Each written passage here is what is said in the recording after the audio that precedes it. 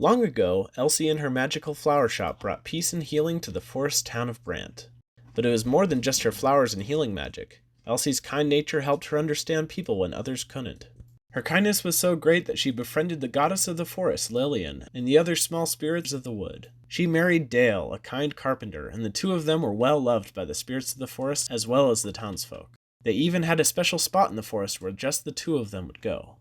They had Rory, a little boy who shared Elsie's smile and happy disposition. And then Elsie got sick. Despite all the remedies she could create for others, Elsie couldn't heal herself. In desperation, Dale traveled to ask the goddess Lillian for a way to heal his wife. But Lillian had to refuse, for she herself was growing older and weaker. If she was to heal Elsie, she'd die, and leave the forest open to corruption and decay. When Elsie finally passed away, Dale became bitter and angry toward everyone, especially the spirits of the forest who couldn't save her. He isolated himself, and the flower shop was closed down indefinitely.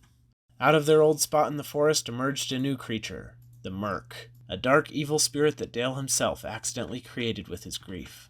Dale fought it back from consuming the rest of the forest and trapped it, every week going out to the spot and chopping down new growth to prevent the magical plague from spreading too far or becoming too powerful. And so he lives his life, keeping up the same routine, managing his grief and the monster it has created, but never truly confronting the death of Elsie. And now, a few years later, Rory, Elsie and Dale's optimistic son, finds the teenage Flora in the woods by their home. She's a nature spirit of some sort, but she has no memory or knowledge of, well, anything. Rory takes to her immediately and convinces the hesitant Dale to take her in.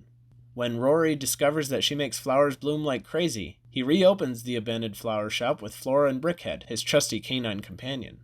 Now, Rory and Flora go around finding flowers and magical herbs to cultivate, as well as sharing joy and healing with townsfolk and spirits during their floral deliveries. As they go, Rory gets a chance to reconnect with his mom's memory by following in her footsteps, and discovers that her gift of uplifting others in their struggles is one he's inherited. Meanwhile, he teaches the innocent Flora the highs and lows of life among the humans, from having fun to handling disappointment.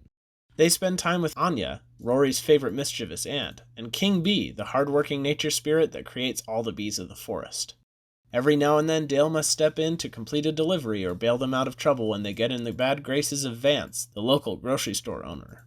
And as Dale helps more with the business, his standoffish nature slowly starts to recede.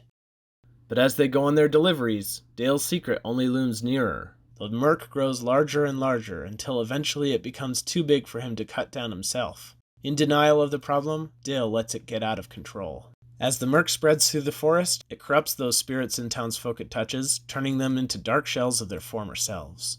As Rory and Flora make their deliveries, they find that Flora's power can help the Merc recede. But it will take Dale, the source of the Merc, to finally open up and confront his grief if they ever want to banish the spirit of sorrow forever. Magical remedies, life lessons, and confronting personal challenges. Join Rory, Flora, and Dale in Elsie's Flowers.